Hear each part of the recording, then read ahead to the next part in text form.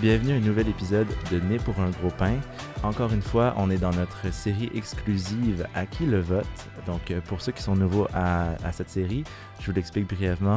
L'idée est de permettre à la relève entrepreneuriale québécoise d'aiguiller son vote en entendant, dans le fond, chaque représentant des grands partis majeurs et leurs propositions pour la relève entrepreneuriale québécoise tout particulièrement.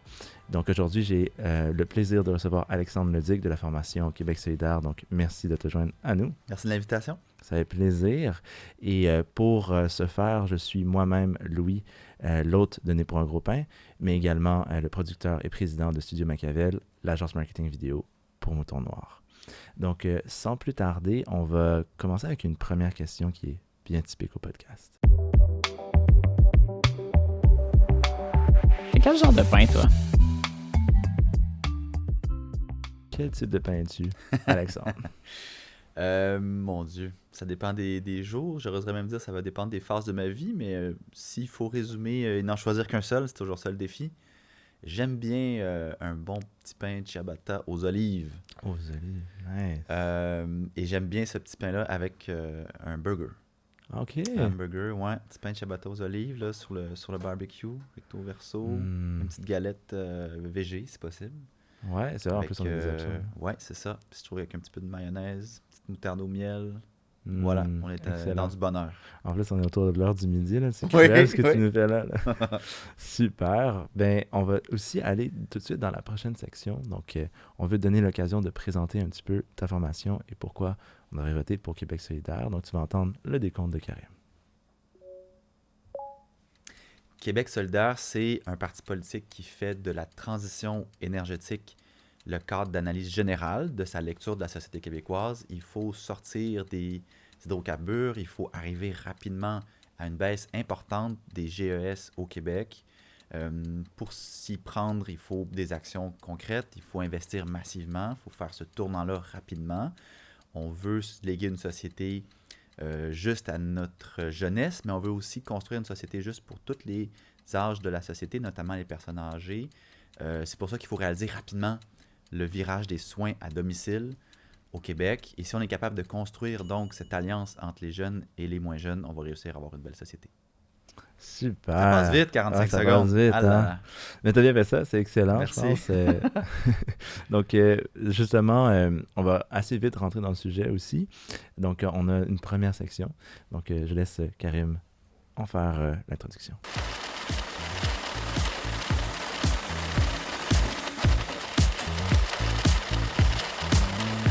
Comment tu gagnes ton pain? Donc, tout y est. Comment tu gagnes ton pain? Donc, j'aimerais d'abord savoir où est-ce que ta carrière a débuté ou même avant ça, où est-ce que tu as étudié? Moi, j'ai une formation en histoire et en droit du travail à l'UQAM. Bac et maîtrise en histoire, puis après ça, un certificat en droit du travail. À l'origine, je souhaitais être un enseignant au cégep. Puis au cours de mes études, j'ai découvert le mouvement étudiant, le milieu associatif au sens large, puis le milieu syndical.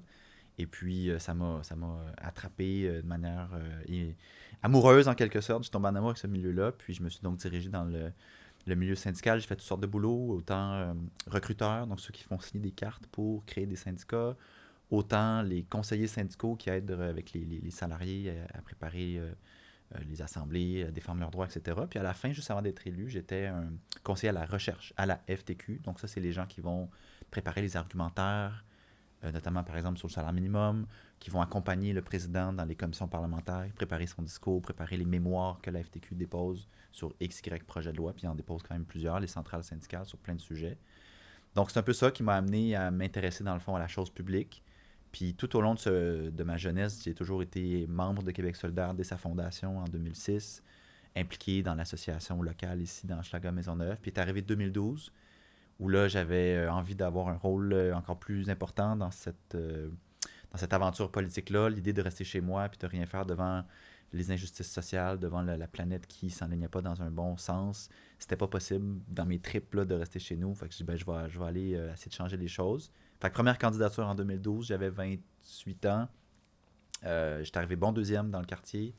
Après ça, rebelote en 2014. Très serré, j'ai perdu, mais très serré.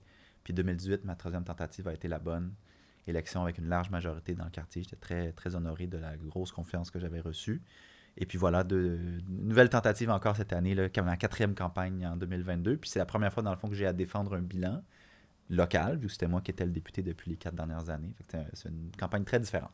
Oui, absolument. Puis félicitations pour déjà ta persévérance aussi. J'imagine que beaucoup de gens auraient abandonné, même peut-être après un premier échec, mais tu n'as pas lâché, tu avais des convictions.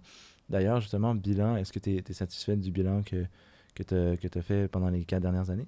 Tout à fait. Les batailles ne manquaient pas dans le quartier. J'en nommerais 2 en particulier. Là. La question du REM de l'Est, là, le gros train aérien sur des pylônes de quasiment 10 mètres de haut en béton qui allait traverser le parc Morgan et toute la bande verte sur Notre-Dame était un mauvais projet sur le fond et sur la forme. On l'a combattu avec les mouvements citoyens. Il y a eu plusieurs critiques dans l'espace public. En même temps, on voulait faire attention de ne pas non plus vouloir laisser entendre qu'on était contre le transport collectif ou contre un projet structurant dans l'Est, parce que c'est vrai qu'on est un parent pauvre dans l'Est de Montréal en matière de développement économique, notamment parce qu'il nous manque un transport structurant. Mais c'est pas parce qu'on est en manque qu'on est prêt à accepter n'importe quoi. Et c'était n'importe quoi, le REM de l'Est, là, qui allait traverser René-Lévesque, le centre-ville, c'était affreux. Et avec la bataille citoyenne, on a réussi à sauver le parc Morgan, on a réussi à sauver ce bout-là. Ça, c'était un premier volet, donc une petite victoire quand même là, que je prends plaisir à souligner. L'autre gros morceau, c'est Raymond Logistique. D'ailleurs, on est juste à côté ici dans les studios. On les voit de la fenêtre. Ça, c'est une grosse entreprise de transbordement de conteneurs qui veut s'installer donc à côté des maisons dans un ancien terrain industriel qui avait été laissé à l'abandon pendant presque 20 ans, où la nature a repris ses droits. C'est devenu de fait un boisé. Il y a même des animaux qui vivent là, etc. L'entreprise a acheté ça il y a quelques années. Il y a eu toute une saga judiciaire avec la ville. J'essaie de faire ce cours, mais en gros, les citoyens ne sont pas intéressés à voir ce genre de nuisance-là, nuisance sonore, nuisance de la vermine, le bruit, la poussière et compagnie. Puis nous, on les soutient dans cette lutte contre l'entreprise là, pour qu'elle s'en aille ailleurs. Voilà. Puis là, pour donner un peu de contexte, on est à un dernier défi, pour un dernier challenge possible, qui est les normes environnementales qu'ils devraient respecter. Donc, le ministre de l'Environnement, le dossier dans ses mains, dans le fond, en ce moment. Tout à fait. La dernière autorisation qui lui manque pour opérer sa plateforme de transbordement, parce qu'il a déjà quand même fait quelques constructions là, qui avaient été autorisées au préalable. Là, il manque le certificat du ministère de l'Environnement pour opérer sa plateforme, puis il n'a pas réussi à l'avoir parce qu'il n'a pas déposé des bonnes études de bruit. Et ça tarde. On l'attendait cet été, la réponse du ministère, c'est pas venu. Là. J'assume que ce ne sera pas en plein milieu des élections ou certainement pas à 3-4 jours du vote. Voilà. Alors peut-être que plus tard dans l'année, octobre, novembre, décembre, je ne sais pas, on aura la nouvelle de ça, mais peu importe le résultat, nous, on continue à croire qu'il faudrait un BAP sur ce terrain-là. Un BAP, c'est quoi? C'est dans le fond une consultation publique large où les citoyens ont un mot à dire, pas juste des experts, pour dire quels sont les impacts ressentis, prévus, la volonté citoyenne. Moi, j'avais fait signer une déclaration de quartier contre le projet de Raymond Logistique avec des PME, 50 PME dans le quartier avaient signé cette déclaration-là, des CPE, des organismes, etc., pour démontrer que c'était pas juste 2-3 têtes brûlées là, qui voulaient rien savoir de ce projet-là, mais un quartier au complet. Je pense qu'on avait une certaine audience médiatique, c'était bien, mais l'entrepreneur, lui, il s'assoit sur le jugement qu'il a gagné en cour d'appel il y a déjà 2 ans. Il n'est pas capable de négocier avec nous. Donc, ça continue malheureusement, mais ça fait couler beaucoup d'encre. Puis moi, je pense que c'est dans ma fonction. C'était dans ma fonction et je veux que ça le demeure, évidemment, dans le futur, considérant, si jamais j'obtiens encore la confiance des gens, de continuer à les écouter, les citoyens d'Hochelaga-Maisonneuve, puis à pousser dans le bon sens dans ce dossier-là. Puis il y a une volonté de travailler ensemble aussi. Au moins de votre côté, vous êtes ouvert aussi à regarder les alternatives. Si, par exemple, les normes environnementales, ils passaient les tests de trouver des compromis, dans le fond. Oui, ben je pense qu'au moment où on est rendu, oui, la vision est d'un parc nature intégral sur le site, c'est l'idéal, puis c'est ce qu'on veut, puis c'est ce qu'on souhaite.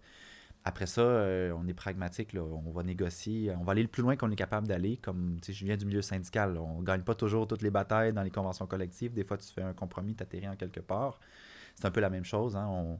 On va essayer d'aller pousser le plus loin. Est-ce que la question peut-être d'une bande verte, c'est-à-dire de faire un moitié-moitié du terrain qui serait légué à la ville pour en faire un parc, puis l'autre moitié où est-ce qu'il pourrait continuer à opérer, est-ce que c'est quelque chose qui serait envisageable? Mais pour ça, il faut qu'il y ait une mobilisation très forte parce que la ville, le gouvernement fédéral sont d'accord à pousser dans ce sens-là, mais c'est le gouvernement du Québec qui est aux abonnés absents. Puis tant qu'on n'aura pas le trio des 3 paliers de gouvernement qui qui mettent tous les trois pression sur Raymond Logistique, je doute qu'ils entendent raison. Puis là-dessus, je trouve ça dommage parce que la CAQ elle aurait eu une fenêtre là, dans les derniers mois, dans la dernière année, pour ajouter sa voix. Puis de le faire en coulisses. Là, je ne dis pas de faire de la négociation sur la table, sur la place publique. Mais elle ne l'a pas fait. Elle a refusé de le faire alors que ça aurait été une conclusion intéressante. Puis ça joue, hein, parce que là, dans Hochelaga-Maisonneuve, mais dans le fond, la frontière de la circonscription, c'est ici. Là. C'est ce terrain-là qui est à cheval entre Hochelaga et la circonscription voisine qui s'appelle Camille-Lorrain, qui grosso modo Tétroville, Merci-Est, Merci-Ouest. Mais ça en jase de l'autre côté aussi. Là. C'est un député de la CAQ qui est de l'autre côté. Fait que, bref, c'est devenu un enjeu électoral aussi de l'autre bord. Et tu penses que cette élection va avoir peut-être un impact là-dessus? Est-ce que... Ben, c'est sûr que moi, je souhaite l'élection de ma collègue Marie-Ève Rancourt dans Camille-Lorrain pour plein de raisons, notamment celle-là. Si on est réussi à avoir aussi un autre député solidaire, de l'autre côté, on va avoir encerclé Raymond Logistique symboliquement et avoir un peu plus d'impact, je le souhaite, sur la suite des choses. Super. Et dis-moi, le saut en politique, qu'est-ce qui t'a fait décider de partir d'un milieu syndical où j'imagine tu appréciais beaucoup pour te dire non, c'est plus dans la politique que je vais faire mon impact? J'ai commencé à réfléchir à ça quand j'étais plus dans les assos étudiantes puis au syndicat des auxiliaires à l'UQAM. Vous savez, ceux qui font de la correction pour des professeurs ou qui animent des ateliers. Ça fait maintenant une dizaine, quinzaine d'années qu'ils sont syndiqués. Et bon, dans les assos étudiantes, j'avais assumé toutes sortes de rôles sur des exécutifs. J'avais organisé des assemblées, organisé des rencontres, négocié avec l'université, des départements. Puis surtout, j'avais occupé donc des rôles de représentation, dans le fond, politique, à l'échelle, bien sûr, d'une faculté, à l'échelle d'un département. Mais je me sentais à l'aise. Je trouvais qu'on réussissait ensemble avec mes collègues, avec les membres, à faire avancer des dossiers, à régler des problèmes. Et puis, cette idée-là de pouvoir faire ça à une échelle un peu plus grande, à l'échelle d'un quartier, à l'échelle du Québec, m'enthousiasmait. Je trouvais que dans Hochelaga-Maisonneuve, on avait beaucoup de batailles à mener. Je trouvais qu'à l'échelle du Québec, on ne parlait pas assez, par exemple, de santé mentale. On ne parlait pas assez de meilleurs transports collectifs. On ne parlait pas assez de salaire minimum, qui est un dossier qui me touche beaucoup. Alors, c'est pour ces raisons-là, entre autres, que je me suis dit, tiens, je vais y aller, je vais essayer de pousser, de jouer mon rôle un peu dans ce grand débat de société qui est celui du Québec. Et si vous êtes porté au pouvoir avec un gouvernement Québec solidaire, est-ce que tu vois ton rôle grandir au-delà du quartier, donc prendre partie intégrante d'un gouvernement et peut-être un dossier? Est-ce que ce serait une ambition? Tout à fait. C'est sûr que quand tu te lances en politique, tu penses un peu à ça. Hein? C'est pas personne. Quelqu'un mentirait en disant qu'il réfléchit pas du tout. Mais en même temps, moi, je suis pas obsédé là, par cette question-là. Puis je me dis, surtout après 4 ans d'expérience, il est possible de mener des dossiers de manière collégiale, intéressante, dans l'opposition. C'est sûr que tu auras toujours une fraction minuscule du pouvoir qu'a un ministre ou même un député d'un parti au pouvoir. Mais en même temps, c'est pas inutile d'être dans l'opposition. C'est important d'avoir des oppositions fortes. D'ailleurs, je pense qu'on peut faire le bilan des derniers 4 ans qu'il n'y avait pas une opposition officielle forte de la part du Parti libéral. Ce sera ma petite pointe pour mes collègues libéraux. C'est pour ça qu'on aspire Québec solidaire à jouer un plus grand rôle. Ça sera celui du gouvernement, évidemment, c'est idéal. C'est ça qu'on vise. Si c'est l'opposition officielle que les Québécois nous demandent de faire, on va le faire avec sérieux. Puis c'est encore la deuxième opposition, ça va être la même chose. Là. Les gens ont toujours raison. Hein. La démocratie a toujours raison. Alors, on reçoit un rôle d'un point de vue de quartier, puis après ça, un rôle d'un point de vue de politique au sens large du Québec, puis on l'assume, puis on le fait le mieux possible. C'est ce qui m'amène à notre prochaine section.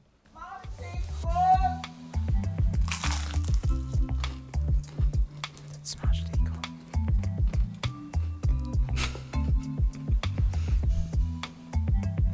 Tu manges des crocs. C'est dit sous la confidence, on dirait. Ouais, sur un petit ton... Il nous suit sur ça à l'oreille. Donc, la question, as-tu mangé tes croûtes? On veut parler un petit peu des défis, des bonnes choses qu'on fait au Québec. Déjà, j'aimerais commencer. Est-ce que tu aurais des anecdotes de ton parcours syndical, par exemple, que tu pourrais me parler, qui témoignent bien peut-être de l'état de faire des affaires ici au Québec? Tu as une bonne position pour en parler. Je dirais 2 choses. Quand j'étais dans le milieu syndical au début, j'étais dans les comités jeunes des milieux syndicaux parce qu'ils ont ça. Au tournant des années 2000, ils avaient considéré qu'il manquait de jeunes dans les structures au sens large syndical. Fait qu'ils avaient créé des comités de jeunes, qui est un forum super intéressant. Puis, je me rappellerai toujours d'un des premiers camps de formation auxquels je m'étais présenté, toujours de la FTQ, là, où j'étais plus particulièrement impliqué. la thématique, c'était pas les croûtes, mais c'était connexe, c'était le pain noir. Manger son pain noir, qui est une autre expression un peu similaire, dans le fond, que tu te dis, ben, quand tu commences, tu manges ton pain noir. Puis... Ah oui, je connaissais pas ça. Ouais, ça Cool. veut dire à peu près la même chose, puis plus tard, tu auras du pain un peu plus appétissant. Puis on se posait la question, tu sais, on est-tu condamné quand on est jeune à manger son pain noir en attendant qu'une place se libère tu sais? C'est drôle parce que là, avec la pénurie de main-d'œuvre qui nous frappe de plein fouet, on n'est plus du tout dans le même paramètre qu'on l'était il y a à peine 10, 15 ans par rapport à ça. Au contraire, là, c'est les départs à la retraite massifs, puis là, les places partout, puis on ne sait plus où les trouver, Ouais, les on a gens pour besoin. les remplacer. Fait que, bref. Puis sinon, tu sais, dans mon rôle plus, mettons, de député ou de candidat, un des grands chocs que j'ai eu à mon élection, puis j'avoue que je n'étais pas préparé à ça, puis je pense que peu de nouveaux députés sont préparés à ça, c'est qu'on devient un employeur. Quand tu deviens député, dans mon cas, j'étais un employé dans un syndicat avec un département, des collègues, un boss et compagnie. Mais le lendemain matin que tu es devenu un député, tu deviens un patron. Puis tu as ta petite PME, là. Tu as une masse salariale pour embaucher grosso modo 3 ou 4 personnes. Ben, c'est ça, c'est toi le patron, là. C'est pas personne d'autre. T'as vécu ça comment, cette Ben, transition-là? c'est un choc, surtout pour un ex-syndicaliste. D'habitude, c'est l'inverse, c'est moi qui défend. T'as quasiment trahi la cause, d'une Ben façon. là, voilà, il y a un conflit de personnalité ou de loyauté. Ben, je dis en riant parce qu'évidemment, à la force des choses, tu développes des trucs, mais ça n'a pas été simple là, de devenir un patron. T'embauches des gens, qu'il y en a qui sont tes amis, il faut que tu deviennes le patron de tes amis. J'imagine qu'il y a plein de gens qui vivent ça aussi dans le secteur privé.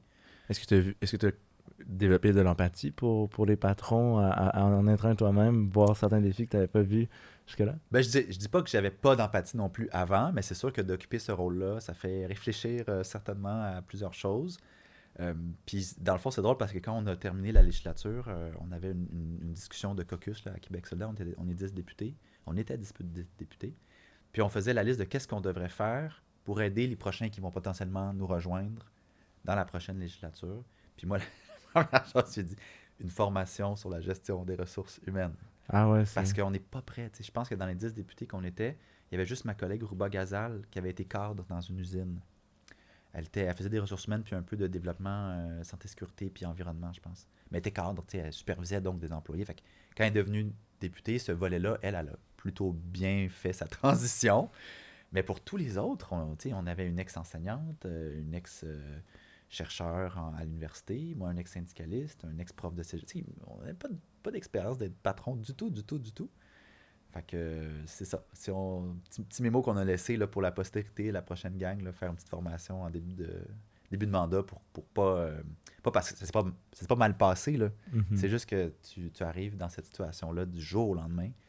Puis quand tu te présentes en politique, tu penses pas à ça. Tu vas pas en politique pour devenir un patron de PME, dans le fond. Tu te présentes en politique pour débattre des idées, pour faire avancer des causes. Mais oui, tu deviens un patron de 3-4 employés dans ton bureau de circonscription. Puis ça implique des responsabilités de matière de prévention de santé-sécurité, de prévention de violence conjugale. Il y a plein de choses qui sont inhérentes au statut de patron auquel tu n'as probablement pas réfléchi du tout. Qui deviennent une réalité que Ben tu voilà, choix, là. voilà. Mm. Puis ta formation de droit du travail, est-ce qu'elle a aidé un petit peu, tu Oui, sais? quand même, parce que c'était un bon certificat en droit du travail à l'UQAM. On a touché à tout, santé-sécurité, normes du travail, droit collectif et compagnie. Puis oui, ça m'a beaucoup aidé, puis c'est drôle parce que ça m'a aussi beaucoup aidé dans mon travail de député. Parce qu'au final, un député, ça fait 1000 choses, mais une des définitions de tâches de base, c'est voter des lois. Puis travailler en commission à analyser les lois, puis faire des amendements. Mais il y a toute une mécanique alentour de ça particulière, là, ce qu'on appelle des fois la machine à saucisse d'une loi. Puis le fait d'avoir étudié donc un peu en droit, puis de comprendre comment on écrit une loi, comment on modifie une loi, ça m'a beaucoup aidé. Ouais. Et maintenant, au sujet de l'économie et du monde des affaires en général, vois-tu des défis aux jeunes entrepreneurs, aux jeunes pousses ou startups, pour utiliser l'anglicisme, qui pourraient être améliorés, qui pourraient être changés, ou peut-être même que Québec solidaire propose pour les encourager? Ben, je dirais deux choses, la pénurie de main-d'œuvre puis la transition économique énergétique. La pénurie de main-d'œuvre, ça fait mal partout. Puis je vois plein d'organismes, d'entreprises, petites comme grandes, qui sont à la recherche d'emploi. Puis quand tu es une PME puis tu veux grandir, puis des fois tu vis une crise de croissance, tu as un produit particulier ou tu as une niche particulière qui ça pogne, mais là tu veux aller vite pour occuper l'espace rapidement, mais si tu es toujours en train de te revirer de bord puis de ne pas être capable de recruter du monde, es plombé dans ta croissance, dans ta crise de croissance. Comment vous suggérez de pallier à cette Bon, mais la crise? pénurie de main-d'œuvre, d'abord, il faut la reconnaître, puis il faut arrêter de s'en réjouir, comme M. Legault fait tout le temps. Euh, Ensuite, il y a plein de choses qu'on peut faire. La question de l'immigration, c'est un volet. C'est pas une solution magique, mais c'est quand même une partie de la solution. Gabriel Nadeau-Dubois revenait l'autre jour d'une tournée en Gaspésie. Il racontait qu'il y avait un poste à pourvoir dans une entreprise et qu'il avait trouvé la personne qui était parfaite pour le poste, qu'elle avait envie de déménager en Gaspésie, mais il n'y avait pas de logement. Pas de logement. Alors là, elle n'allait pas non plus venir faire du camping là, pendant 6 mois. Là. C'est beau la Gaspésie, mais si tu vas travailler là, tu veux de maison. Ouais, c'est la crise du logement Crise de aussi, logement, exact. son Ça impact. plombe, Là. ça plombe partout. Puis si on n'est pas capable de la régler, puis si on n'est pas capable de la reconnaître, encore une fois, non plus comme la CAQ, on ne se donne pas les chances là, de sortir de la pénurie de main-d'œuvre. Puis l'autre élément qui me semble essentiel, en plus de toute la question de la formation qui est importante aussi, mais l'autre élément essentiel qu'on a tendance à oublier dans le débat de la pénurie de main-d'œuvre, c'est l'accès aux places de CPE. Il y a des milliers de femmes au Québec. Je dis des femmes, c'est essentiellement des femmes, il y a des hommes bien sûr là-dedans aussi, mais c'est surtout des femmes. Des milliers de femmes qui sont en attente d'une place en CPE et qui ne sont pas capables de retourner sur le marché du travail parce qu'il n'y a pas de place. C'est une force de travail. Oui, qu'on attente. laisse en attente, puis qui pourraient tout de suite retourner dans leurs emplois, souvent qualifiés, déjà formés, mais qui sont dans une situation impossible à trancher. Ils ne vont pas laisser l'enfant à la maison. Des fois, il peut y avoir maman, papa qui peut venir aider un peu, mais non, eux autres aussi travaillent. En plus, qu'on les incite à continuer à travailler jusqu'à 65, 66, 67 ans, ce qui est bien correct. Mais bref, la crise des places en CPE, on a eu toutes sortes de propositions là-dessus, mais il ne faut pas oublier que un des objectifs, bien sûr, c'est le droit à une place, puis l'égalité entre les hommes et les femmes. C'est une politique féministe, dans le fond, les CPE, mais c'est aussi quelque chose qui nous aiderait à résorber la pénurie de main-d'œuvre. Donc, justement, la pénurie de main-d'œuvre, je pense que c'est justement un sujet clé. Tu t'as mentionné l'immigration qui n'est pas la seule solution. Ce serait quoi les autres solutions en plus de. Je pense que la position du gouvernement, c'est de conserver le seuil d'immigration à 70 000. Est-ce que ce serait la même chose pour vous? Et ce serait quoi les autres mesures qu'on pourrait mettre en place pour? C'est plate, hein, ça fait parce qu'on en revient à un débat de chiffres, là, puis c'est pas ça le vrai débat de l'immigration. Le vrai débat de l'immigration, c'est la façon dont on les accueille, puis la régionalisation. Nous, on a fait une espèce de fourchette, à savoir qu'il y a des économistes qui parlent de 80 000 qui pourraient être appréciables au Québec, des démographes qui sont à 60 000. Fait qu'on ouvre une espèce de fourchette en 60 et 80 000 en disant, ben là, il va falloir qu'on ait des experts qui s'assoient et qui nous fassent des recommandations un peu plus précises. Mais encore une fois, ça c'est le débat de chiffres. On peut tous s'assiner pendant des années, des heures sur la capacité d'accueil. Mais la capacité d'accueil, justement, parlons-en. On peut l'améliorer, notre capacité d'accueil. Elle n'est pas coulée dans le béton puis il n'y en a rien à faire au-delà d'un certain seuil, comme des fois M. Legault le laisse entendre. Puis pour avoir une vraie capacité d'accueil, il faut revenir à un modèle qui existait dans les années 80-90 puis qui a été aboli par le Parti québécois. C'était les COFI à l'époque. C'était des centres d'accueil. C'était une espèce de guichet unique. Ouais, ça s'appelait COFI. C'était un centre d'accueil pour les personnes immigrantes au Québec qui visait rapidement à faire quoi? À identifier leurs compétences et donc les diriger vers des mesures de formation, de mise à niveau potentiel, s'ils sont des professionnels notamment, voir où est-ce qu'ils pourraient aller travailler et vraiment mettre l'accent sur la régionalisation de l'immigration. Parce que vraiment, dans les régions, là, c'est très flagrant, les gens ont besoin de renforts dans les régions. C'est clair, ils en veulent des personnes immigrantes, ils souhaitent les accueillir. Puis c'est sûr que la francisation risque d'aller encore plus naturellement dans une région plus éloignée que dans le centre-ville de Montréal pour des raisons démographiques évidentes, j'oserais dire. Donc, nous, on propose de revenir à un modèle comme ça, qu'on appelle les carrefours d'accueil et de francisation de l'immigration, qui permettrait donc une meilleure francisation, une meilleure régionalisation et un meilleur appariement entre les compétences et les formations à suivre. Et ils avaient été retirés à l'origine par mesure d'austérité? Ouais, le déficit zéro et compagnie. Là. Ouais. Ah, ok, je vois. Puis justement, ça m'amène à la prochaine question qui est par rapport aux taxes. Donc, pour payer certains programmes, naturellement, il faut avoir un impact sur les recettes fiscales.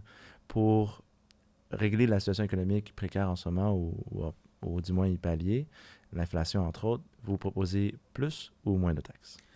Alors, beaucoup de députés de partis ont proposé des baisses d'impôts. Nous, on ne veut pas aller là parce que ça va coûter cher le virage des soins à domicile. La population qui est vieillissante, il faut investir maintenant, il faut prendre le tournant maintenant. Ça va coûter cher, beaucoup d'argent. Ça va coûter cher, la transition économique énergétique. Ça va générer aussi des opportunités économiques majeures, Mais il va falloir l'investir là, avant que ça donne des fruits. Et c'est de l'argent qu'on ne peut pas se permettre de perdre en faisant des coupures d'impôts, des baisses d'impôts. Cependant, avec l'inflation actuelle qui est hallucinante, là, de les 7-8 dépendamment du mois qu'on regarde, il faut qu'il y ait quand même une intervention. Il y a toutes sortes de choses qu'on propose pour baisser, dans le fond, la facture des familles. On veut baisser les frais de scolarité, baisser de 50 les frais de transport collectif, régler la crise des logements, donc gel des loyers, des choses comme ça. Mais immédiatement, dans les prochaines semaines ou mois suivant l'élection d'un gouvernement solidaire, ce qu'on propose, c'est une suspension temporaire de la TVQ sur les produits essentiels. Ça veut dire des trucs d'épicerie, des trucs de pharmacie. Donc, suspension temporaire, parce qu'il reviendra un jour, mais le temps que la crise de l'inflation se stabilise et se calme. Après ça, on remettra la TVQ de manière progressive pour pas que ce soit un choc tarifaire pour personne. Mais ce faisant, ça va être une mesure rapide, efficace, immédiate pour donner un petit peu de répit aux familles par rapport à la consommation quotidienne. Est-ce que tu dirais que cette philosophie-là, c'est quelque chose de novateur pour le parti? De vouloir retirer les taxes? C'est plus une mesure, je dirais pas libertarienne, mais qui a peut-être un peu plus de penchant vers ça?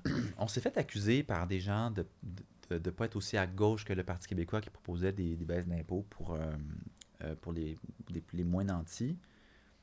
Les taxes, philosophiquement, ça n'a jamais été quelque chose qui a été apprécié par la gauche, je vais le dire au sens large, parce que une taxe avec un taux d'imposition fixe, peu importe son revenu, c'est précisément l'inverse de quelque chose qui est progressif et progressiste. C'est pour ça que l'impôt, le pourcentage qu'on vient prendre sur le salaire est plus fort, plus on est riche. Parce que si c'est toujours le même pourcentage, c'est un 15% de quelqu'un qui fait 20 000, puis un 15% de quelqu'un qui fait de 200 000, c'est pas la même chose. T'sais. La personne qui fait 200 000 a en masse d'espace pour payer une proportion plus grande que le fameux 15%. Donc, si on favorise un taux d'imposition progressif, c'est sûr que la taxe à la consommation, idéologiquement, c'est pas quelque chose qui est la même, comment je dirais ça, qui suscite la même adhésion qu'un impôt progressif. C'est pour ça qu'on préfère y aller là-dessus sur la suspension temporaire de la TVQ pour avoir un impact direct parce que c'est facile à appliquer, c'est facile à faire, tandis que modifier les braguettes d'impôt, ça peut prendre un peu plus de temps, ne serait-ce que par la fameuse machine à saucisses législative là, dont je parlais tantôt. C'est pas simple, ça prend un peu plus de temps, tandis que suspendre la TVQ, là, c'est très rapide. Ah ouais, il n'y a pas besoin nécessairement de passer un projet de loi pour ça. Un décret, puis on procède. OK. Et la cause un petit peu de cette situation, pas pour la blâmer exclusivement, mais la pandémie a beaucoup été responsable de tout ça. Est-ce que selon vous, les mesures sanitaires ont été trop sévères, meurtrières pour l'économie, ou ils ont été un geste altruiste absolument nécessaire? Et c'est difficile de répondre à ça parce que comment on pouvait tout savoir, hein? Il y a des affaires qu'on apprend plus tard, notamment le couvre-feu. Visiblement, le couvre-feu, ça reposait pas sur grand-chose hein, de scientifique. Ça reposait sur une intuition. On est arrivé à une drôle de ligne à ce moment-là sur les libertés civiles, le couvre-feu. Je pense que peu de personnes vont sérieusement dire « moi, j'aurais fait mieux ». Il y a des affaires qu'on peut se permettre de critiquer et qu'on doit critiquer. Mais, par exemple, les préposés aux bénéficiaires, ça faisait longtemps qu'on disait qu'ils n'étaient pas assez payés dans le réseau public, les préposés aux bénéficiaires. Quand la crise est arrivée de la COVID-19, puis là qu'on s'est rendu compte que dans les CHSLD privés, c'était le chaos, qu'il y avait des préposés qui se promenaient d'un CHSLD, qu'il y avait des jobs précaires, mal payés, puis là, oups, magie, on leur fait un bonus salarial. Ben oui, ça fait longtemps qu'on le dit, ça, que ça n'a pas de bon sens, puis qu'ils sont sous-payés, puis que c'est une crise en attente. Puis là, ben, ça a pété. Grosse surprise. T'sais. Fait que là-dessus, on trouve ça dommage que ce qu'on mettait de l'avant ou ce que d'autres personnes mettaient de l'avant depuis longtemps n'avait pas été écouté assez tôt.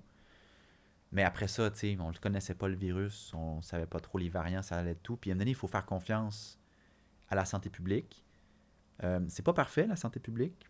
Une façon de l'améliorer, d'ailleurs, dans une de nos propositions, c'est de rendre la nomination du directeur de la santé publique redevable aux 2/3 de la Chambre plutôt qu'au simple gouvernement. Il y a plusieurs postes. C'est une tendance depuis quelques années de nommer des hauts fonctionnaires de l'État aux 2/3 de la Chambre parce que à 2/3, c'est quasiment certain qu'il y a plus qu'un parti là, qui va devoir voter pour puis avoir l'assentiment donc de la classe politique, puis un certain consensus social. Ça dépolitise cette personne-là. Tu sais, je pense à la vérificatrice générale.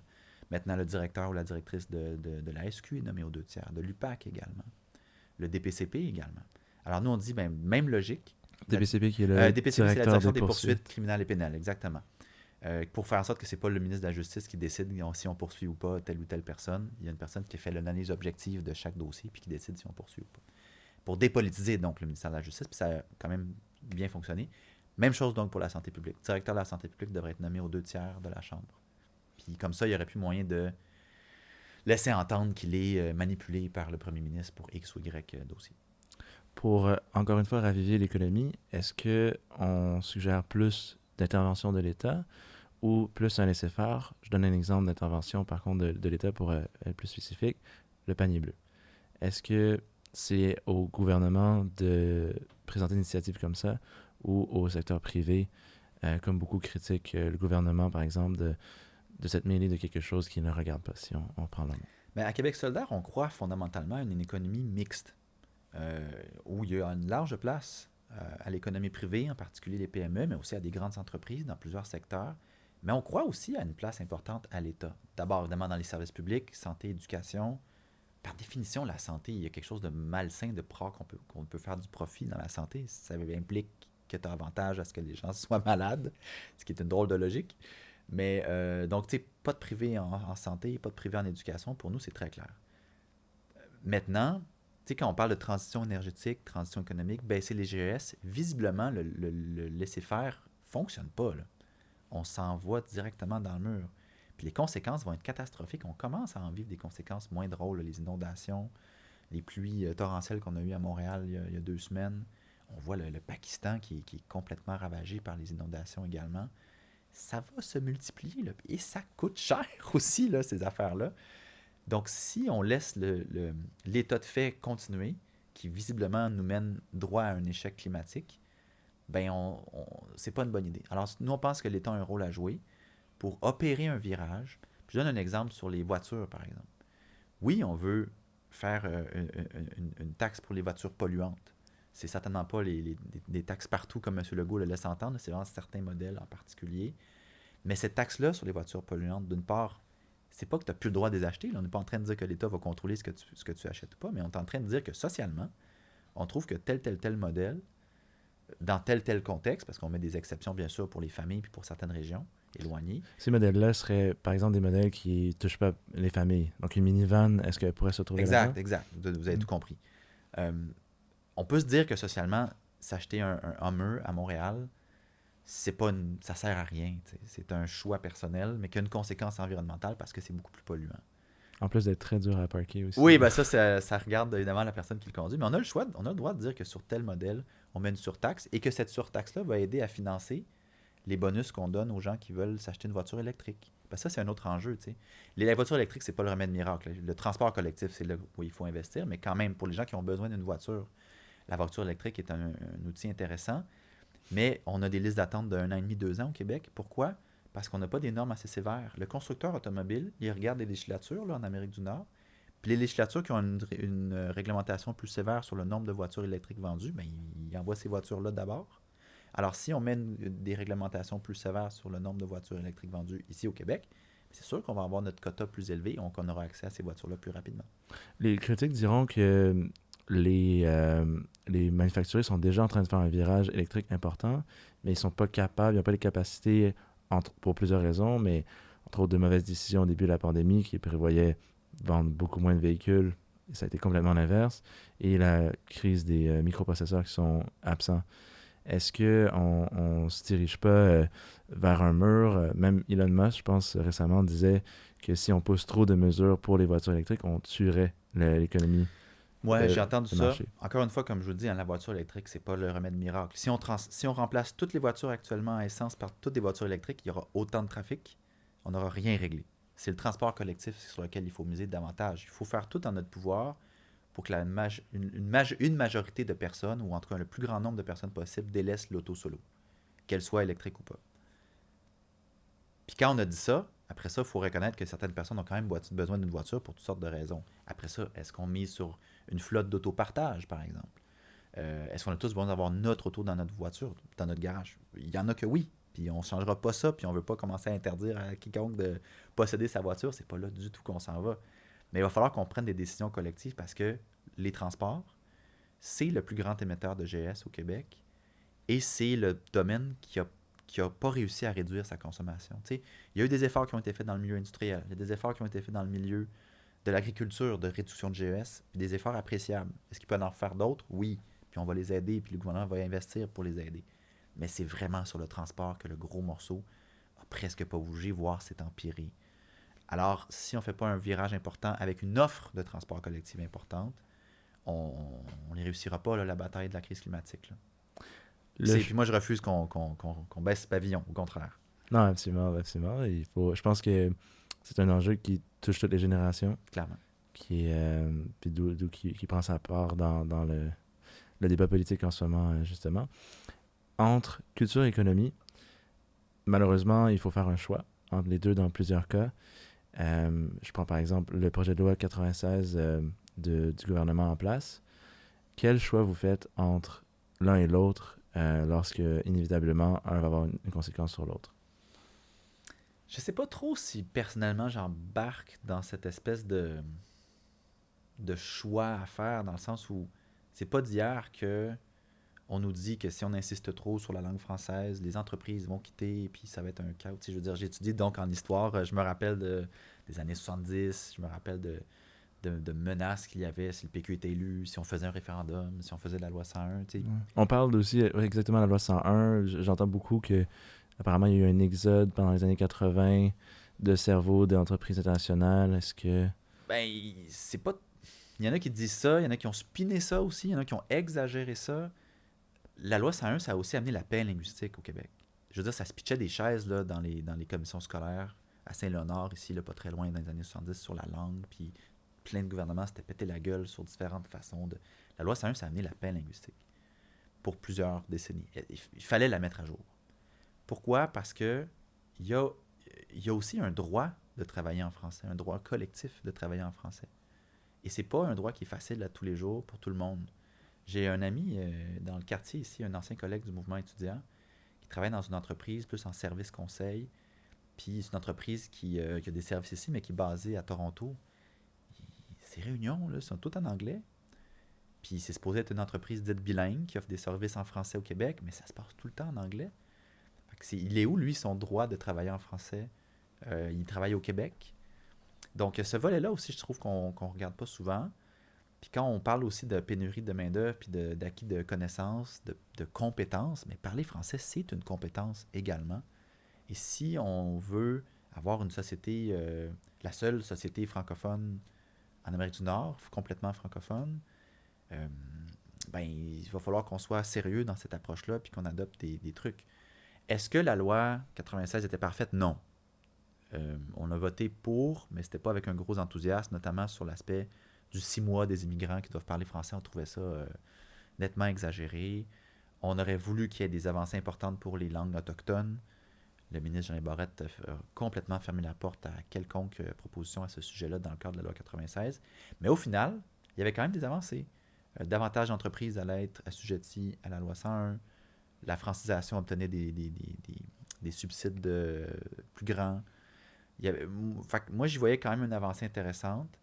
Est-ce que ça plaît à tout le monde? Visiblement non. Est-ce qu'il y a des entrepreneurs qui auraient préféré une forme de laisser-aller ou de laisser-faire linguistique? Je le crois, mais je pense pas que c'est la majorité des Québécois qui sont d'accord avec ça. Certains Québécois sont aussi inquiets par rapport à cette loi spécifiquement qu'on commence à usurper un peu les limites du gouvernement, que le gouvernement commencerait à regarder parce qu'il n'y a plus besoin de recevoir une plainte officielle maintenant. Donc, il commence à rentrer dans les ordinateurs des entreprises. Il commence à regarder puis observer qu'est-ce qu'on fait. Est-ce que c'est une crainte que vous avez? On a posé la même question au ministre Fitzgibbon, qui, lui, nous confirme que non. Est-ce que, selon vous, c'est quelque chose qui pourrait arriver? Ça fait longtemps que les gens qui suivent le dossier de la langue plus en détail nous disaient que l'OQLF, l'Office québécois de la langue française, manquait de dents pour appliquer la loi. Et donc, ce que j'ai pas suivi les détails là, de la commission parlementaire, ça serait plus ma collègue Rouba qui pourrait vous en parler. Mais j'ai donc compris qu'on a donné plus de dents à l'OQLF pour le faire, Mais entre ça, puis je peux venir fouiner dans mon ordi n'importe quand. Je veux dire, il reste quand même le droit général. Là. Tu peux pas faire ça, il faut un mandat, un juge, etc. Donc moi, je suis pas particulièrement inquiet par rapport à ce volet-là. Non. On rentre peut-être un peu dans le spin aussi, dont on parlait un petit peu plus tôt. Ouais. Puis là, on voit des fois encore tout le défi des deux solitudes, qui se parlent pas tout le temps, qui s'échangent pas tout le temps, qui vivent pas des fois dans le même monde, dans la même culture. Euh, Puis c'est des deux bords, tu sais, on écoute peut-être beaucoup de télévision américaine sur Netflix, mais est-ce qu'on connaît les productions anglo-montréalaises de théâtre, par exemple, ou les bouquins écrits en anglais à Montréal? Moi-même, je confesse que j'en connais pas beaucoup. Fait qu'il y a encore, ça c'est un éternel truc à recommencer, mais à maintenir des liens entre les deux communautés au Québec et à Montréal. Et à refaire, par exemple, je retourne dans l'économie, un programme comme le panier bleu ou quoi que ce soit, est-ce que ce serait une initiative que vous feriez ou vous apporteriez une vision différente de comment pallier à la crise qui, malheureusement, la pandémie a fait beaucoup de mal à l'économie locale? Ouais, le panier bleu, ça a été quand même très critiqué là, parce que ça semblait être une espèce de truc pitché dans l'univers en pleine pandémie pour dire qu'on avait fait quelque chose puis qu'il faut acheter bleu, il faut acheter local. C'est ce à quoi tout le monde est d'accord. Je me rappelle, j'avais fait une commission parlementaire puis j'avais été sur le site du panier bleu pour me préparer puis j'avais juste tapé, mettons, Star Wars. Puis il y avait comme des milliers de produits. Mais c'était rien qui était fabriqué au Québec, bien sûr. C'était tous des produits fabriqués ailleurs, mais vendus par une PME québécoise, bien sûr. Puis d'abord, on ne pouvait même pas l'acheter en ligne. Hein. C'était juste Pas, une petite annonce. pas du tout transactionnel. Exact. Fait que c'était comme quelque chose qui a coûté très cher puis qui donnait pas vraiment de résultats, il me semblait. Est-ce qu'il faut développer peut-être une espèce de plateforme de type Amazon, mais québécois? Moi, je trouve ça intéressant. Parce que c'est vrai qu'on a plein de beaux produits locaux, puis des fois, c'est juste qu'on les connaît pas, puis qu'on est juste habitué d'aller se brancher sur Amazon puis de commander notre truc. C'est sûr qu'en plus, si on avait une entreprise québécoise, j'imagine qu'on serait plus en mesure de la sensibiliser sur le virage environnemental qu'on doit faire, ce qui implique évidemment les emballages, ce qui implique la distribution, euh, ce qui implique aussi le droit du travail. C'est pas toujours facile pour les employés d'Amazon. Donc des externalités positives, même au-delà de juste la plateforme. Moi, ça me semble quelque chose qui est possible, qui est envisageable. Donc oui, regardons ça, assoyons-nous avec les PME, assoyons-nous avec les entreprises, tout ce qui peut les aider. Les PME l'ont eu difficile pendant la pandémie. Ici, dans le quartier, il y avait beaucoup de restaurants, entre autres, puis je m'étais impliqué très fort sur le dossier de la livraison d'alcool, Oui, qui était exact. interdite avant. Puis là, en tout cas, il y avait un projet de loi qui était déposé, mais la session allait terminer. Là, on était en décembre, il restait quelques jours. Puis d'une manière absolument absurde, le PLQ, le Parti libéral, avait décidé que là, ça suffisait, il n'y avait plus de projet de loi de la CAQ qui allait passer. Il y en avait eu assez cette année. Là, je disais, mais voyons, il nous reste 3 jours. Tout le monde est d'accord avec le fait de pouvoir livrer de l'alcool. Fait que j'avais monté une petite opération avec mes collègues pour faire un petit point de presse puis mettre de la pression sur le PLQ. Je m'étais même allié avec la Fédération canadienne de l'entreprise indépendante, avec qui je suis très rarement d'accord sur plusieurs positions, notamment les CPE, notamment le salaire minimum. Mais là-dessus, on était d'accord. Fait qu'on était dans un drôle de contexte. Puis, en tout cas, la commission parlementaire, c'était fini à 11 h le soir. Un truc qui n'a pas d'allure. Puis là, le président de la FCI, avec qui on se chicane tout le temps sur Twitter, là, les deux, on était d'accord pour mettre de la pression sur les libéraux. Bref, ça pour dire que la politique, des fois, ça, en anglais, on dit politics make strange bedfellows. Ça fait des drôles d'alliances, des fois. Ouais. Mais c'était un exemple où moi, je me suis dit, ben là, je dois faire un move pour aider nos PME, notamment dans la restauration. Puis c'était le fun parce que je me l'étais fait remercier, notamment à la garderie de ma petite. Il y avait un gars qui travaillait dans un bar, dans un restaurant. Il m'avait dit, hey, on l'a remarqué, puis merci. Il était très heureux. Puis à ce moment-là, c'est ça, c'était nécessaire. C'est un peu absurde qu'on ne peut pas aller au restaurant consommer cet alcool. C'est une partie de revenus importante pour ces restaurateurs-là. Puis je pense que ça a fait un impact énorme. C'est clair. Et j'aurais maintenant une petite section questions en rafale. Oui. Donc, on a eu la chance d'avoir des participants à notre live un petit peu plus tôt cette saison qui nous ont posé des questions. Pas pour nous, pour les représentants. On en a sélectionné quelques-unes. Donc, j'aimerais ça que tu me répondes le plus succinctement possible, en une seule mesure, à cette série de questions en rafale. Je t'écoute. Une mesure pour l'économie circulaire.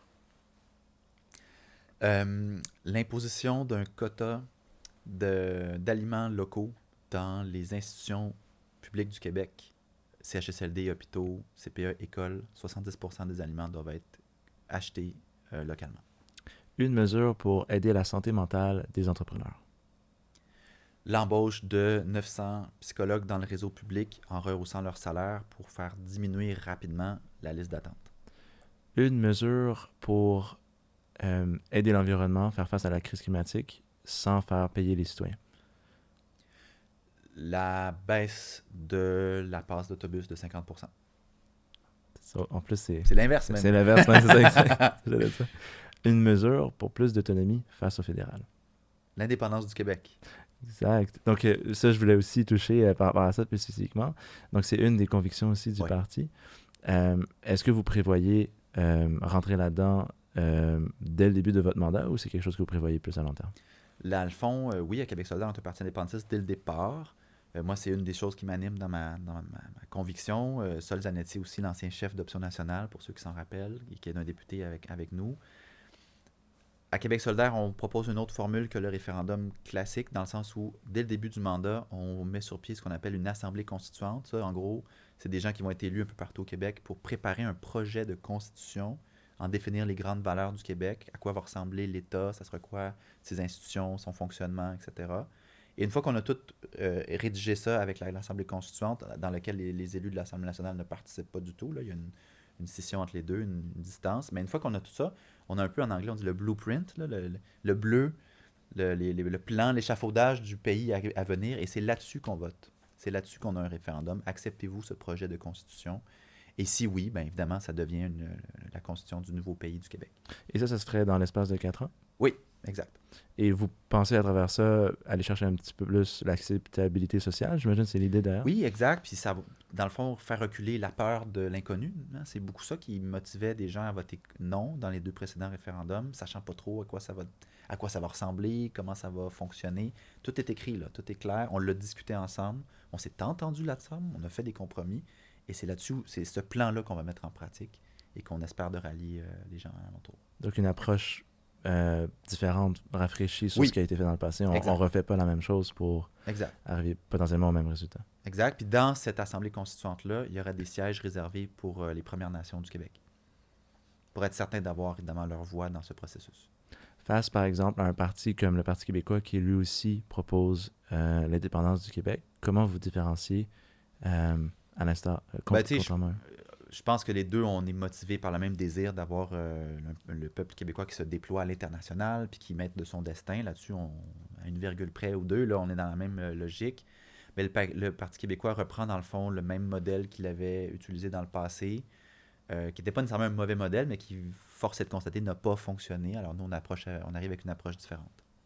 Ça m'amène naturellement avec le futur à notre prochaine section. Du bon pain sur la planche. Coupe-moi dans une tranche. Du pain sur la planche, ça dit tout. C'est qu'il reste du travail à faire. Qu'est-ce que tu perçois comme les chantiers les plus importants pour un premier mandat à Québec solidaire dans les 4 prochaines années si tu dois te porter au pouvoir? J'en ai droit à combien? Gardons ça à maximum 3. Ouh là là!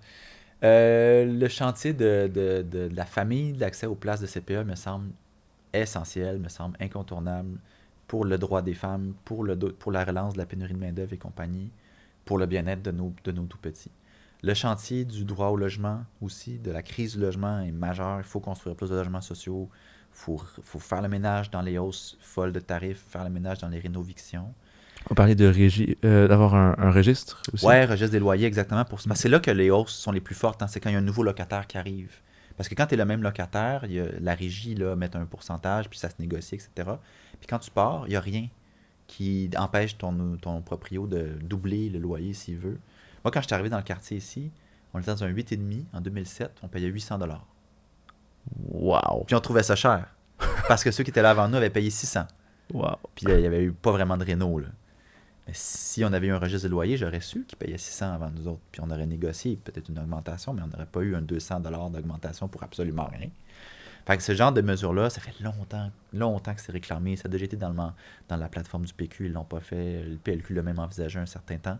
Certains partis s'inquiètent que ça rajouterait plus de bureaucratie pour les constructeurs qui sont nécessaires, les constructeurs et l'industrie de l'immobilier qui sont nécessaires pour pallier à la crise du logement. Qu'est-ce que vous répondez à ça?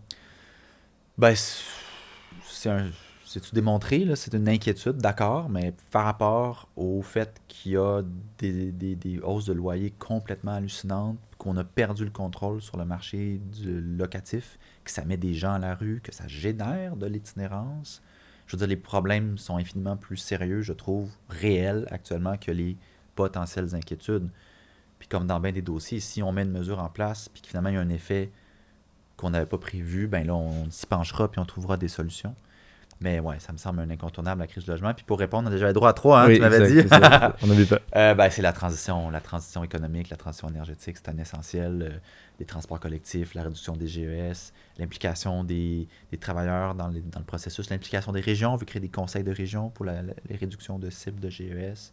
Ça serait quoi une mesure concrète, par exemple, pour réduire les GES dans le cadre d'une transition économique?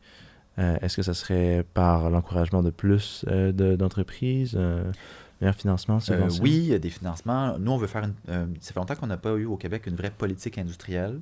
Ça date même des années presque 2000. Je vois l'affiche de Ubisoft ici.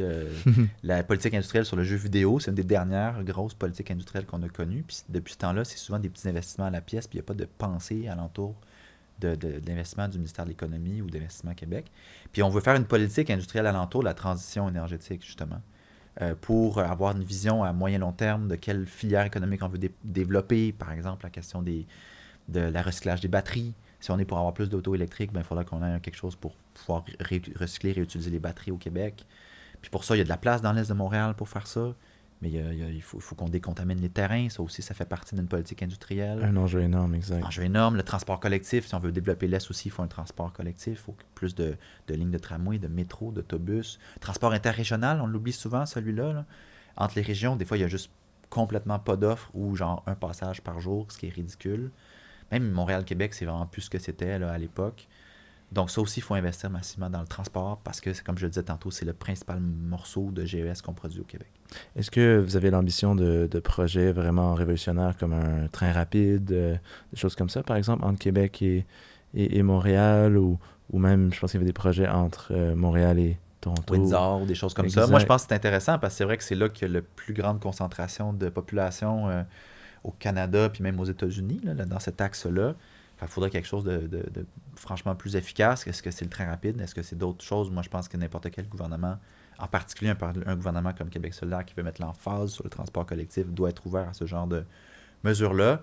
Mais une chose est certaine, c'est qu'à l'intérieur du Québec, puis entre les régions, dont certaines sont vraiment cloisonnées, je pense au Grand Nord, par exemple, je pense à l'Abitibi, je pense à la Gaspésie, ben, il faut qu'à l'interne du Québec, on permette une bien meilleure mobilité. Et tu as mentionné politique industrielle. J'imagine que tu as entendu le ministre Fitzgibbon mentionner sa filière batterie, dont il est très, très fier. Est-ce que tu considères ça comme une politique industrielle ou c'est juste qu'il manque le mot dessus ou il manque certaines étapes pour C'est-à-dire que ça peut pas juste être la filière batterie qui constitue une politique industrielle. C'est beaucoup plus large, c'est beaucoup plus intégré. Tu sais, quand je parle de politique industrielle, je dis est-ce que, mettons, les nouveaux autobus, on va les construire ici? Est-ce qu'on a assez d'énergie pour le faire? Si oui, qu'est-ce qu'on développe comme énergie? Quel type de formation on va donner pour les travailleurs. On a tous développé une vision sur un fonds de requalification parce qu'il y a des entreprises, des secteurs, notamment, mettons, la filière pétrolière qui est condamnée à diminuer, voire disparaître un jour. Bien, on ne va pas faire la transition énergétique sur le dos des travailleurs. Là. Puis ça inclut les cadres aussi de ces entreprises-là. Ils ne vont pas du jour au lendemain voir leur usine fermée parce qu'il n'y a plus de marché pour leurs produits puis se retrouver sans rien devant eux. Alors nous, on veut mettre un gros investissement dans le fonds de requalification, dans la vision de la transition énergétique pour que tout le monde puisse se retrouver un boulot le plus rapidement possible et continuer à contribuer au Québec. Maintenant, c'est l'heure d'une question bien importante.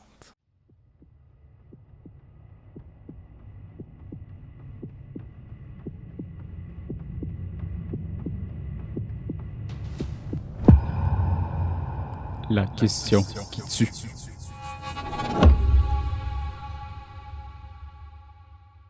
La question qui tue. Alors, quelle promesse électorale est si importante que si vous étiez porté au pouvoir, ne pas la respecter vous forcerait à renoncer au pouvoir? J'en donnerais une locale puis une nationale, si vous me le permettez. Excellent. Localement, on a promis qu'on ferait un BAP sur Raymond Logistique. si QS prend le pouvoir puis qu'on fait pas ça, je vois pas comment je pourrais rester député d'Hochelaga Maisonneuve. Je me ferais lancer des tomates quand je vais au marché Maisonneuve. Sinon, d'un point de vue national, ça fait assez longtemps que je travaille sur la hausse du salaire minimum comme mesure d'économie parce que l'argent qu'on gagne supplémentaire est investi directement dans les PME, dans l'économie locale, du coin de la rue, du village, etc. Ça permet de sortir de la pauvreté plein de gens. Ça fait circuler l'argent. Alors, à l'époque, c'était 15 $. Là, on l'a ajusté à 18 puis probablement qu'avec l'inflation, ça se peut que dans pas long, on rajuste encore le chiffre. Mais ouais, la hausse rapide du salaire minimum à 18 $ de l'heure me semble essentielle. Sans oublier un fonds important qu'on veut mettre, c'est 300 millions de mémoire dans notre cadre financier pour accompagner les PME dans cette transition-là. Parce que je le sais qu'une hausse de 3,75 dans le fond, c'est à 14,25 en ce moment. C'est pas simple là, pour personne dans une PME. Puis le temps que l'économie circule puis que ça fasse même augmenter la demande puis donc les revenus des PME, c'est pas magique du jour au lendemain. Donc oui, un fonds de transition pour les 1, 2, quelques années qui vont suivre cette hausse-là. Mais à terme, on est convaincu, puis on a regardé les études dans d'autres pays qui l'ont fait, que ça a un impact économique bénéfique. 300 millions, ça sonne quasiment très petit avec les dépenses gouvernementales qu'on entend souvent. Ça va être suffisant pour aider les PME ou ce chiffre pourrait gonfler ou... Ben, tu sais, là, j'ai pas le programme écrit pour vous aujourd'hui, mais en gros, tu sais, c'est pour venir faire un peu la petite compensation supplémentaire entre le salaire offert dans une PME, qui honnêtement, de toute façon, est déjà beaucoup plus grande d'habitude que 14,25. Ça touche pas toutes les PME, mais ceux qui ont, pour toutes sortes de bonnes ou de mauvaises raisons, un plus bas salaire minimum, ben là, on vient leur aider, leur donner un petit coup de pouce pour augmenter le salaire minimum le temps que leur affaire se stabilise en lien avec la dépense, la hausse de dépenses de salaire qui est subite en quelque sorte. Sous forme de subvention? Oui, par exemple. Puis il ne faut pas oublier les organismes communautaires là-dedans aussi, qui vivent eux autres aussi une pénurie de main-d'œuvre assez importante. Parce qu'avec toutes les primes qu'on a offertes dans le secteur public, dans les CIUS et compagnie, ben, il y a beaucoup de salariés des mouvements communautaires qui sont partis là. Mais les autres aussi, là, c'est pas souvent des gros salaires. Alors si ça remonte à 18 $, ils vont également avoir besoin d'un petit coup de pouce le temps que ça se stabilise. Est-ce que le Québec, maintenant, est né pour un gros pain? Ben, j'espère bien. Moi, j'aurais aimé ça, que ça fonctionne en 95, le référendum. J'avais quel âge, mon Dieu? J'avais-tu 8 ans ou 10 ans, quelque chose comme ça? Pas J'aurais aimé encore ça. prêt à voter. Non, pas du tout, mais qui comprenait un peu ce qui se passait, puis qui suivait ça à la maison avec mes parents. Mais j'aurais aimé ça grandir dans la République du Québec, puis d'être un jeune qui veut faire le tour du monde, puis j'aurais trouvé ça trippant. C'est pas arrivé, mais j'ai encore l'espoir que ça arrive, puis de fait, je travaille pour ce que ça arrive. Je pense qu'on a du potentiel énorme au Québec. Je pense qu'on a des gens pleins de talent dans plein de domaines. Puis j'aspire, puis Gabriel le dit souvent dans ses entrevues, puis je trouve que c'est la meilleure formule, je voudrais qu'on fasse du Québec le pays le plus vert au monde, pour donner une forme de leadership. Parce que des fois, quand on a des débats sur l'environnement, tu as un Éric Duhem qui va dire « Ouais, ben là, ça sert à rien parce que la Chine et les États-Unis, ils polluent plus que nous de toute façon. » OK, fait qu'on fait rien, c'est quoi cet argument-là? Au contraire, démontrons à la face du monde qu'on est capable de la faire, la transition rapide sur l'énergie. Horizon 2030, c'est rapide, là, c'est dans 8 ans, c'est 2 mandats. Démontrons-le, faisons-le ensemble, inspirons-nous comme peuple à accomplir un grand chantier, comme on l'a fait pendant la Révolution tranquille, et exportons le modèle en quelque sorte par la suite pour d'autres pays qui nous verraient et qui feraient « Ah ouais, tu peux faire des changements aussi rapides et aussi efficaces » et qu'en plus, ça bénéficie à ton économie locale. La recette serait là, puis on aurait juste à l'envoyer à tous ceux que ça intéresse. Justement, avec M. Duhem qui est mentionné, il mise beaucoup sur l'économie. Est-ce que dans un contexte justement de création d'un pays, il n'y aurait pas intérêt à développer, il mise beaucoup sur ça, toutes les ressources pour pouvoir arriver financièrement et bâtir un pays fort? Ou vous considérez que la transition doit quand même se produire à la même vitesse? Vous parlez des hydrocarbures, plus précisément? Ouais, par exemple, exactement. Moi, je trouve ça hallucinant, sa position, parce que non seulement ça ne l'intéresse pas l'environnement, mais après ça, il dit on va financer nos services publics à travers l'hydrocarbure, qui est une phrase pitchée dans l'air, mais qui n'a aucune forme de démonstration quelconque. Mais les hydrocarbures, d'une part, c'est de moins en moins rentable dans le marché de l'énergie. Puis ensuite, ça va disparaître. Là. Immanquablement, on se dirige vers ça. Les pays commencent leur transition. Juste l'affaire qui disait, si on veut aider l'Allemagne à éviter d'importer du gaz russe, il faudrait nous-mêmes recommencer à produire du gaz naturel pour l'exporter. Mais n'importe quel chroniqueur, n'importe quelle personne qui connaît ça va vous dire que le temps qu'on développe les infrastructures pour le produire, le traiter, puis éventuellement l'exporter, juste ces années-là, l'Allemagne va être rendue ailleurs. Là. Elle fait son virage environnemental, elle aussi. L'Europe est en train de le faire, lui aussi. Peut-être pas à la vitesse suffisante qu'on le souhaiterait quand on est quelqu'un de plus pressé sur la cause environnementale, mais c'est là qu'on va. Alors quand il nous ressort des idées, oui, on va faire le pétrole du Québec, même si ça met en danger le Saint-Laurent ou l'île d'Anticosti, oui, on va faire le gaz de schiste. Voyons non, c'est des débats réglés, ça. C'est des débats réglés, on ne rouvrira jamais ça. Il y a zéro consensus, il y a zéro acceptabilité sociale pour ça au Québec. Puis c'est complètement fallacieux de dire que si on va payer nos services publics avec ça. Au contraire, la transition économique est une opportunité économique. Opportunité économique de créer de l'emploi, de créer de la richesse. Je veux dire, des infrastructures de transport, c'est de la richesse aussi.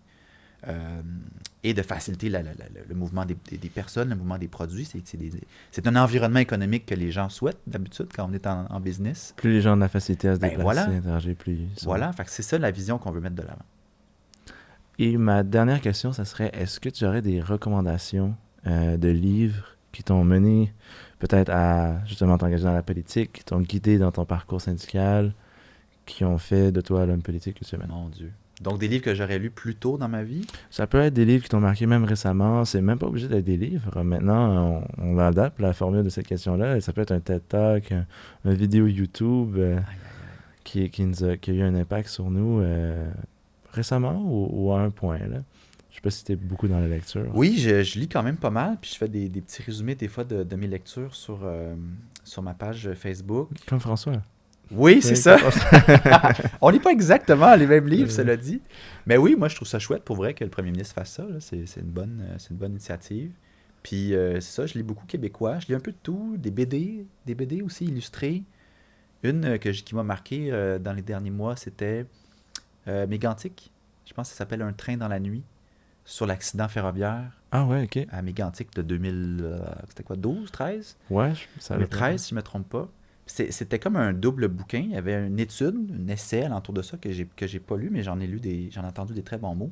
Puis il y avait une bande dessinée assez grand format avec un style de dessin un peu sombre, mais c'est quand même un sujet évidemment sombre, mais qui traitait vraiment de toute la logique de l'ultra-capitalisme, je pourrais dire, qui a mené l'entreprise à avoir un seul conducteur, des normes de sécurité complètement déficientes, et qui a de fait mené à la catastrophe qu'on a connue, puis qu'en plus, ils ont essayé de mettre ça sur le dos du pauvre petit conducteur de train qui devait appliquer ça en 2-3 chiffres consécutifs, et que l'entreprise s'est complètement déresponsabilisée de tout là, par rapport à cet accident-là.